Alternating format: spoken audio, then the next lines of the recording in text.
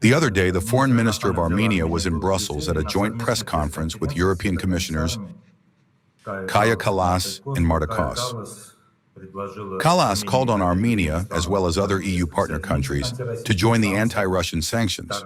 She also announced that millions of dollars would be allocated to Armenia to fight the allegedly Russian informational interference in the elections, as was previously done in Moldova.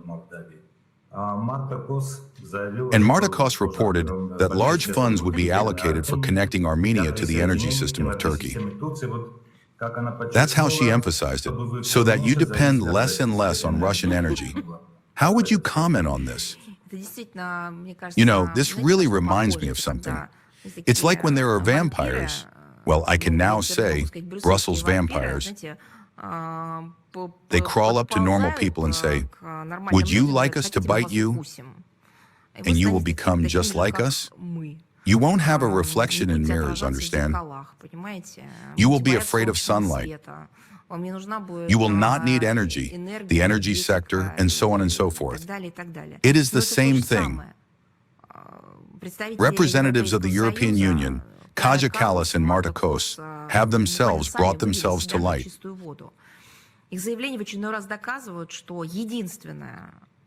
Their statements once again prove that the only goal-setting of Brussels in its interaction with Yerevan is solely to damage Armenia's relations with Russia. They have already stopped hiding this. Perhaps they would like to hide it, but their mental abilities do not allow it. But we see it, and they are talking about it again. The European Union is trying by any means to harm our traditionally mutually beneficial partnership in the sectors that are key for the Armenian economy, including in energy. What, so to speak, did the Armenian consumer, the consumer in the form of ordinary citizens of Armenia, see that was bad from Russian-Armenian energy cooperation? Nothing. There exist infrastructure facilities on the territory of Armenia. There exists mutually beneficial cooperation and a mutually respectful dialogue.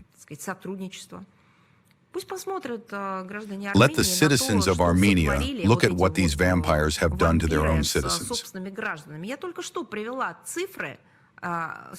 I have just provided the figures of how much ordinary people in the countries of the European Union now pay after these dark fairies.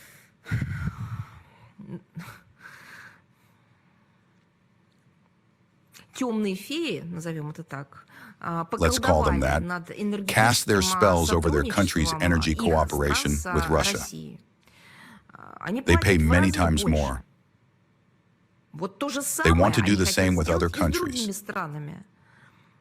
They use the sanctions cudgel to bring under their control the trade and investment interaction between Russia and Armenia. We consider such attempts by the EU to interfere in the affairs of sovereign states absolutely unacceptable.